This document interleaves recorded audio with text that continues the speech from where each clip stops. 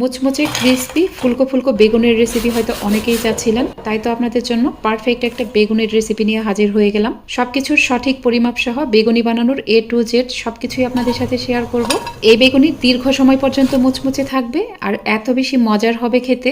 প্রথমে বেগুনি বানানোর জন্য বেসন ও চালের গুঁড়ার একটা প্রিমিক্স তৈরি করব, যেটা একবার বানিয়ে 1 মাস পর্যন্ত সংরক্ষণ করা যাবে। প্রথমেই বেসন নিয়ে নিলাম 1 কাপ অথবা 120 গ্রাম। এরপর হাফ কাপ অথবা 60 গ্রাম পরিমাণ নিয়ে নিলাম চালের গুঁড়া। বেসন যতটুকু নেবেন চালের গুঁড়া তার অর্ধেক নিতে হবে। এই বেসন ও চালের গুঁড়াটা অবশ্যই চেলে নিতে হবে। বেসন ও চালের গুঁড়া চেলে নেওয়ার পর দিয়ে দিলাম 2 টেবিল চামচ অথবা 16 গ্রাম পরিমাণ ময়দা।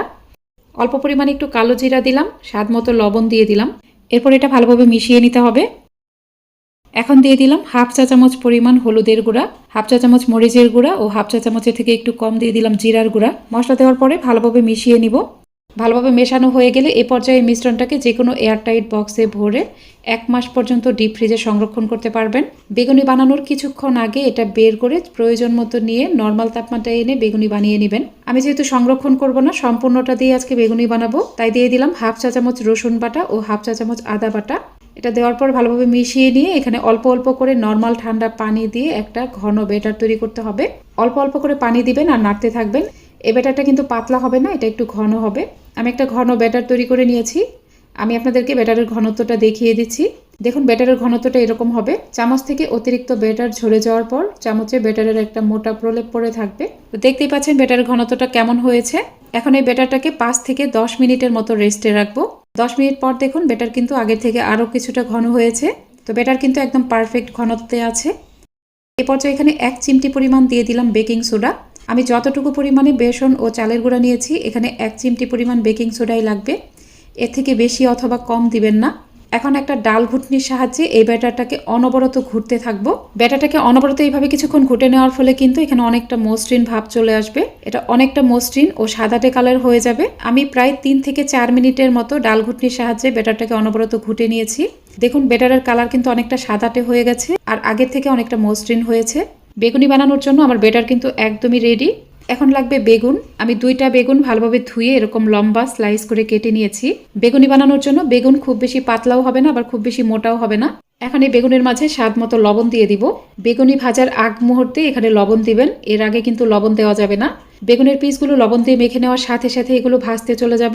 বেগুনি ভাজার জন্য চুলায় পর্যাপ্ত পরিমাণ তেল গরম করে নিয়েছি। বেগুনি অবশ্যই ডুবো তেলে ভাজতে হবে আর তেলটা খুব ভালোভাবে গরম করে নিতে হবে। আমি কিছুটা ব্যাটার তেলের মাঝে দিয়ে দিলাম। দেখুন ব্যাটার তেলে দেওয়ার সাথে সাথেই কিন্তু এটা উপরে ভেসে উঠবে। তেলটা এরকম গরম হতে হবে।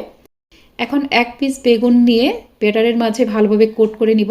বেগুনটাকে ব্যাটারের মাঝে এপিট ওপিট ভালোভাবে ডুবিয়ে বাড়তি ব্যাটারটুকু এভাবে ঝেড়ে ফেলে দিতে হবে। বাড়তি ব্যাটারটুকু ঝেড়ে ফেলে দেওয়ার পর এটা সরাসরি গরম তেলের মাঝে দিয়ে দিবেন।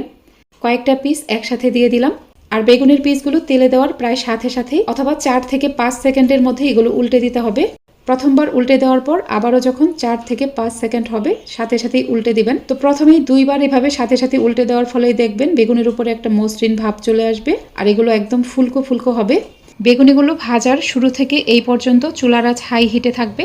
ঠিক এ পর্যায়ে আসলে চুলার আঁচ সামান্য কমিয়ে দিতে হবে। চুলার আঁচ কিন্তু আবার অনেক বেশি কমিয়েও দেওয়া যাবে না। চুলার আঁচ বেশি কমিয়ে দিলে বেগুনির মাঝে তেল ঢুকে যাবে। চুলার আঁচ হাই হিটের থেকে সামান্য কম রাখবেন।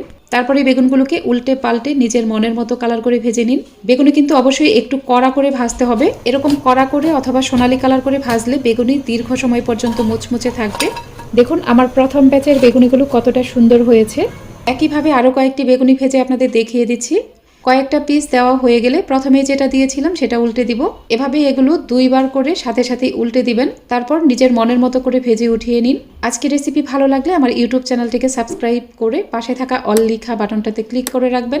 আর যারা ভিডিওটি ফেসবুক থেকে দেখছেন তারা আমার ফেসবুক পেজটিকে লাইক ও ফলো করে রাখবেন।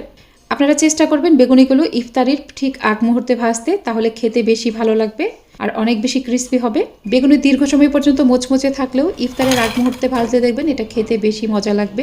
আমার প্রতিটি টিপস ফলো করে একবার হলে এই বেগুনি রেসিপিটা বাসায় ট্রাই করবেন। তারপর আমাকে কমেন্ট করে জানাতে ভুলবেন না। আজকের রেসিপি ভালো লাগলে একটা লাইক দিবেন, কমেন্ট করে জানাবেন ভিডিও কেমন লাগলো। আজ এখানেই বিদায় নিচ্ছি। আল্লাহ হাফেজ।